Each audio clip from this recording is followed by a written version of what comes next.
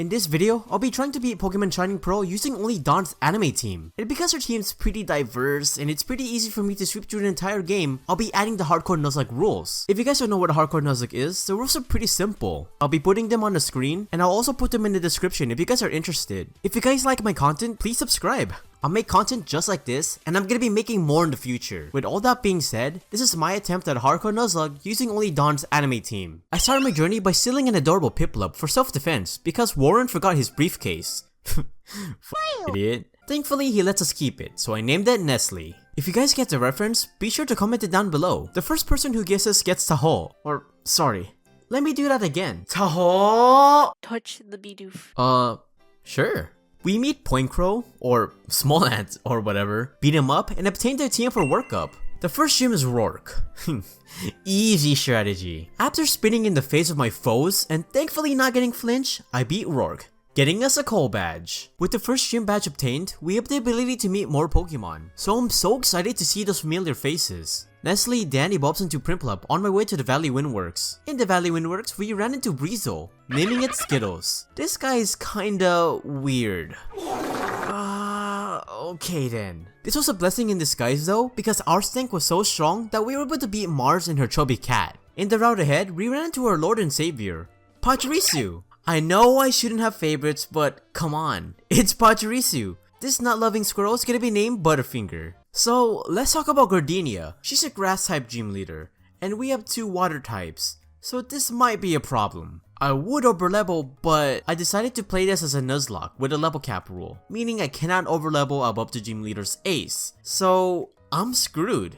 I had to think of something, and luckily, we have an answer for that in the form of a bunny. In Eternal Forest, we ran into Baneri, which I named Twix. But he fucking hates me for some reason when he's a friendship evolution. And to make matters worse, he has the ability Klutz, so he can't use any item he's holding. Bruh, are you fucking kidding me?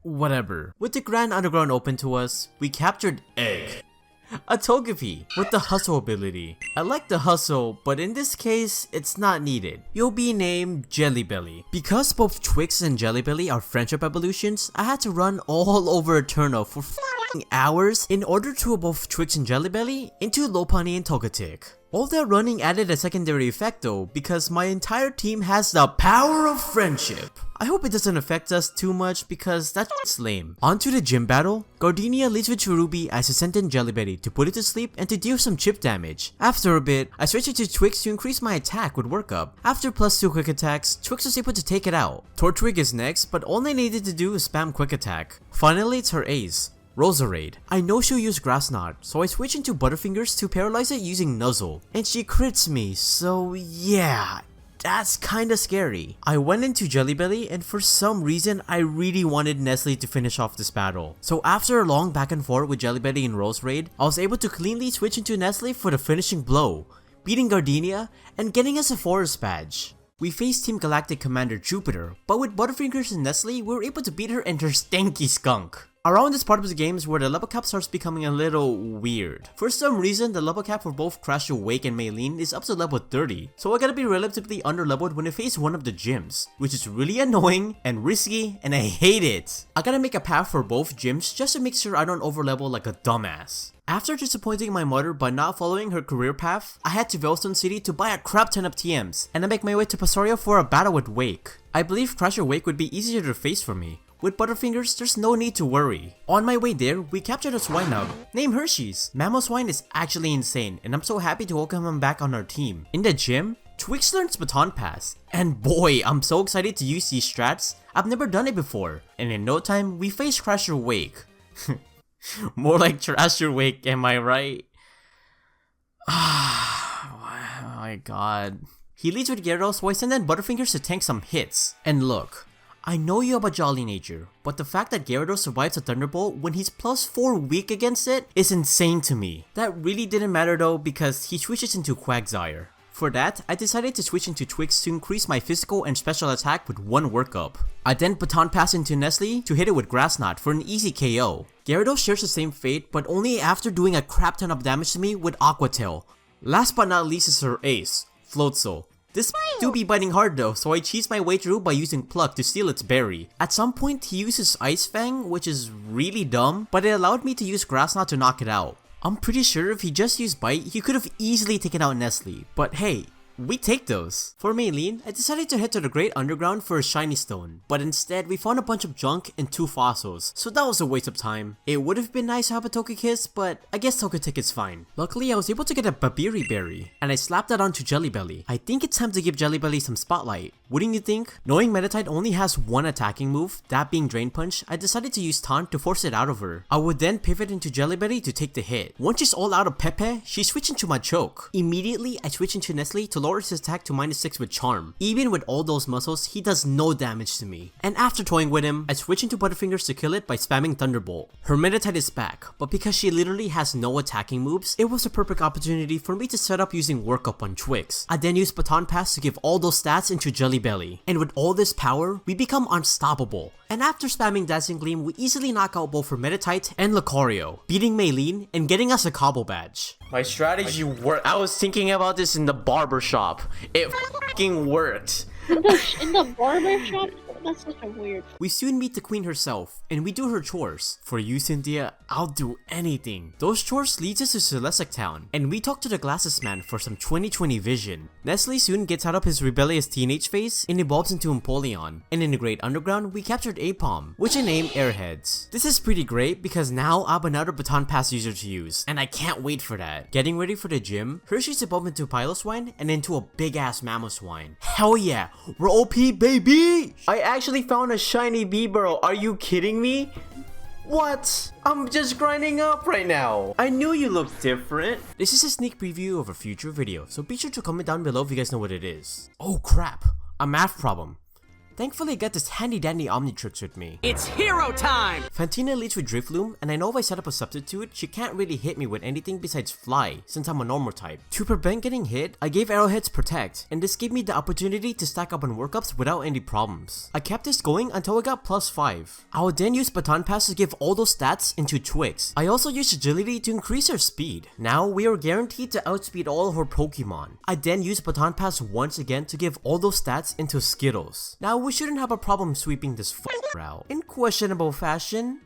Damn. But after a few serves, we knocked out all her Pokemon, beating Fantina and getting us a Relic Badge. This shows how powerful setup moves and Baton Pass actually is. If we use them correctly, we can be unstoppable. With our amazing victory, Cynthia came to congratulate me. I mean, who wouldn't want to, right? She also wanted to thank us for protecting the ruins. Anything for you, my queen.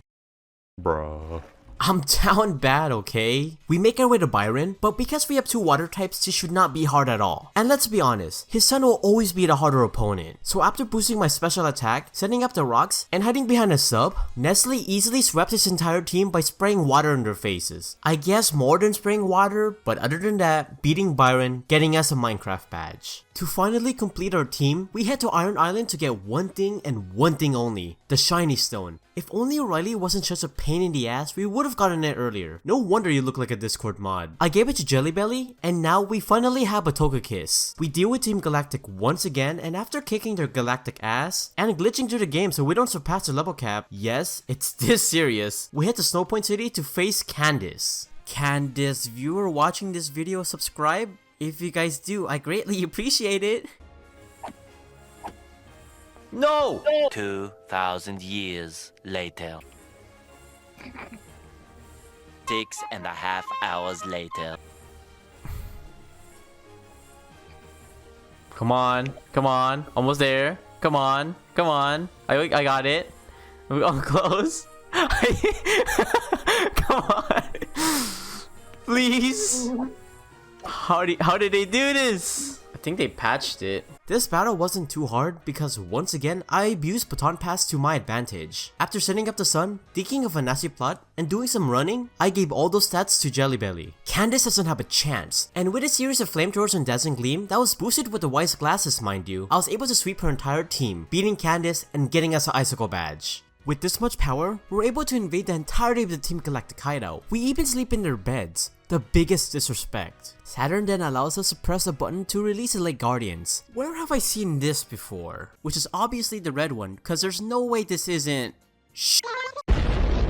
Luckily this didn't happen and we head to the Spear Pillar. But before facing Cyrus, we have to face Mars and Jupiter. Wanting to start off with airheads in my next battle, I lead with him. As I lead with Bronzor, I use Baton Pass into Nestle and I proceed to surf, basically killing everyone on the field and even Aqua's Munchlax. That's fine though, since he kinda sucks. They sent out their Skunk Tank and Perugly, and all I honestly did was spam surf to do some massive damage on everyone. Being a bad friend, I end up killing most of Aqua's Pokemon. That's fine though because once again, he kinda sucks. And I'm also knocking out my enemies anyways. With Jupiter isolated, Mars was easily taken out after destroying her ugly cat. All we need to do now is face Cyrus, but with airheads in front and a Choice Specs boosted ancient power from Jelly Belly, we should sweep his entire team. Except I forgot to give him the Choice Specs and he's still holding the zoom lens. So this battle is gonna take a lot longer than I expected it to be. But I believe I should still be able to handle this. After setting up a nasty plot, I Baton Pass into Jelly Belly, and of course a few rocks took out the Honchkrow. Crobat was next, and I was so close to knocking him out, but he lives with a sliver. Thinking back, I should have just stayed in an attack, but instead I switch into Nestle as he uses U-turn into Gyarados. This is kinda bad because he knows Earthquake. This is fine though cause I set up the rocks. For this, I switch into Jelly Belly expecting an Earthquake, and I started spamming Ancient Power like my life depended on it. I was at 14 HP, but finally, I was able to knock him out. Holy crap, this was so scary, but at least the main threat is gone. From here on out, it's smooth sailing. Skittles took good care of Crobat with Aqua Jet, and thanks to Nestle's Ice Beam and Self Rocks, we easily beat Cyrus, saving the day. This was actually insane, but we're not done yet, because we have one more thing to deal with. Palkia. Huh? That's his cry, see? Oh, that's right. I was like, what did you just say? Stay in the ball. On our way to Shiny City, Jelly Belly ends up overleveling. This sucks, but it's not the end of the Nuzlocke. It would have been nice to have someone to pivot out of though, but oh well. Why is the walking so wonky in this game? You know, Volkner took so much I wonder if he can actually become champion. Hey, that's not a bad idea actually. To prepare for the gym, I got the team for Earthquake, and since we got room on our team, I decided to bring a familiar face back on our team. Butterfingers. He'll be our Lord and Savior that will help us with our final gym battle. The problem with Volkner is that his Raichu knows Surf, so Hershey's can't really sweep without taking too much damage. A solution I thought is teaching Butterfingers Flash and Light Screen. I would use Light Screen, and immediately I would start flashing Raichu so he can't hit me too much. I wanted this because I needed Twix to set up 3 workups and an agility so it can outspeed his Pokemon. After 4 flashes, I set up another Light Screen, and I swap into Twix. I just needed some luck to not get hit, and luckily, we didn't. I was able to set up a sub, and I set up all those stats I needed as he danced there helplessly. Nothing personal, but I needed this. With all those stats, I Baton Pass into Hershey's, and I was able to cleanly sweep his entire team by spamming Earthquake, beating Volkner, and getting us a beacon badge. I know this was pretty scummy, but come on. I gotta do what I gotta do to win this Nuzlocke. And if it takes being a scum to win this Nuzlocke, then so be it. I head to our final challenge before the Elite Four, the Victory Road, and it was going really well. I was beating trainers left and right, until this happened. Oh? Don't get me wrong, I like these games a lot, they're pretty fun. But if your game crashes for no reason, y'all gotta fix your shit. Something like this should not be happening. But after this incident, I made it through relatively well, and by playing safe, I made it to the Pokemon League. But before heading in, I gotta do some preparation. Taking some inspiration from my last gym fight, I taught Twix Double Team, and you guys can tell how cheesy this is gonna be. And to quote-unquote guarantee a miss, I used Thief on some innocent Wurmple so it can steal the Bright Powder. This is something I added in my arsenal for Baton Pass. Before heading in, we have our final battle with Aqua, and during this battle, I made a severe and continuous lapse in my judgment, and I don't expect to be forgiven. I overleveled Togekiss. But come on guys, it's Christmas! So my gift to myself is using him during the Elite Four. Sounds good, right? The reason I'm telling you guys this is because I want to be transparent with you guys. My audience. If you guys have a problem with this, I'm sorry, and I'll make it up to you guys in the next challenge. I promise. With all of that being said, this is my final team I'll be taking to the Pokemon League. I should mention that some of my moves aren't final because I'll be changing them around depending on what member I face. So if you see any different moves on any of my Pokemon, that's probably why. Baby Bug Boy Aaron is the first Elite Four member we will need to face, but honestly, he wasn't that bad, because Jelly Belly was able to knock out Dustox, Heracross, Beautifly, and Vespiquen with a series of air slashes. I can't do the same for Drapion because, duh, Cross Poison can f me up, so instead I swap into Hershey's, and of course an Earthquake destroyed it, absolutely destroying Aaron and making this the first member down. The second member is Bertha, the ground type elite member. And here we're gonna do something quite different. I lead with Jellybelly, and I set up a yawn so he can sleep the next turn. She then uses Toxic on me, but because of my Petri Berry, I heal it up. This is perfect for me to set up Stealth Rocks. And because of this, Golem's 30 is broken. Nestle did his job, so I swap into air hits to start setting up some stats. Kinda sucks that she woke up early, but it's fine. After a nasty plot on agility, I baton pass into Twix to set up a double team. And I hope this is enough for me to sweep her team. After getting hit hard with Earthquake, I Grass Knot easily took Quagsire out. Golem is next, but because of the rocks, I was easily able to knock him out with one Surf. Sudowoodo shares the same fate, and now it's time for her Wish Cache, which is a Pokemon I'm absolutely terrified of. I use Grass Knot, but she has a Rindo Berry, and she barely just survives. She then uses Bulldoze, but because of the power of friendship, I lived and I took her out with another Grass Knot. Jesus, dude, I got so lucky, and thankfully this came when it did. Hippowdon's her last Pokemon, but of course a Surf took it out, beating Bertha and making this a second member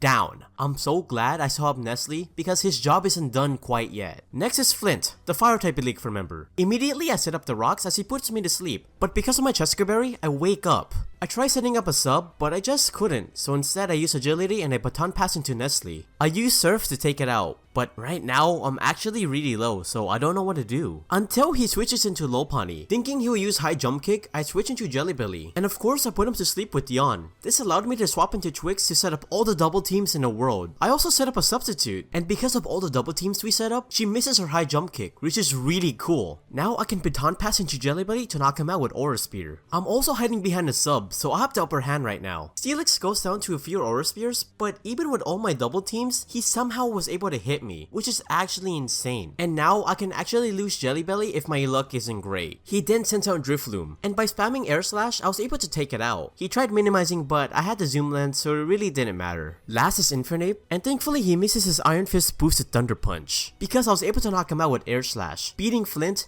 and making this a third member down. This shows how inaccurate evasion strats are. This is kinda bad, and I hope I get better luck in the future. The last member is a Psychic type elite member, Lucien, which ironically is gonna be the scariest member we'll be facing. Luckily, I kinda got a plan. Jellybelly would use Yawn and Mr. Mime since I know he's gonna use Light Screen and Reflect. With him asleep, I was switching to Twix to set up a bunch of double teams and a sub. This really didn't work though because of how inaccurate evasion is, so instead I baton pass into air hits to set up a nasty plot. Thank god I was able to get to +6, and after that I baton pass into Jellybelly. Let the sweep commence. I was able to knock everyone out until Bronzong. I need to switch out because Gyrobo can knock me out, but look at my team! No one can take him on right now. All I can really do is sack up Skittles, because I don't really need him for Cynthia, so it just seems right. So after doing a bunch of chip damage, he dies. Thank you so much, Skittles. You were amazing, and I'm so happy to have you on my team. After a Surf from Nestle, Bronzong goes down, beating Lucien and making this the final member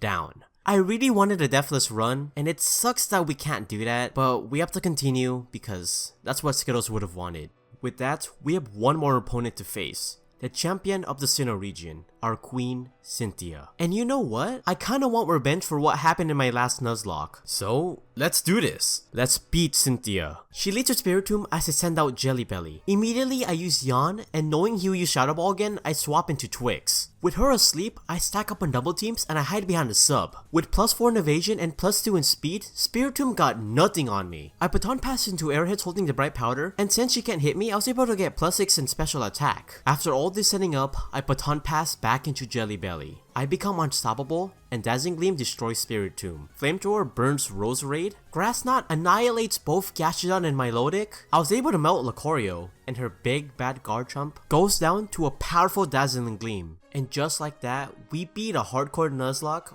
or I guess a regular Nuzlocke, of Pokemon Shining Pro using only Dawn's anime team. Published this already. Yeah, baby! That's what I'm talking about. That's what it's all about. Yeah!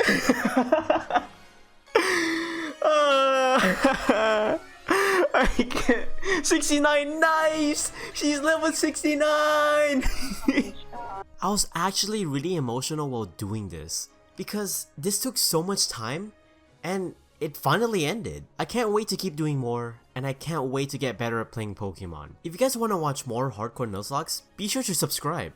There's obviously gonna be more content in the future, and be sure to check out my Paul video to see how well that went. I'll leave it here for you guys to check out. Other than that, I'll see you guys later. Bye bye!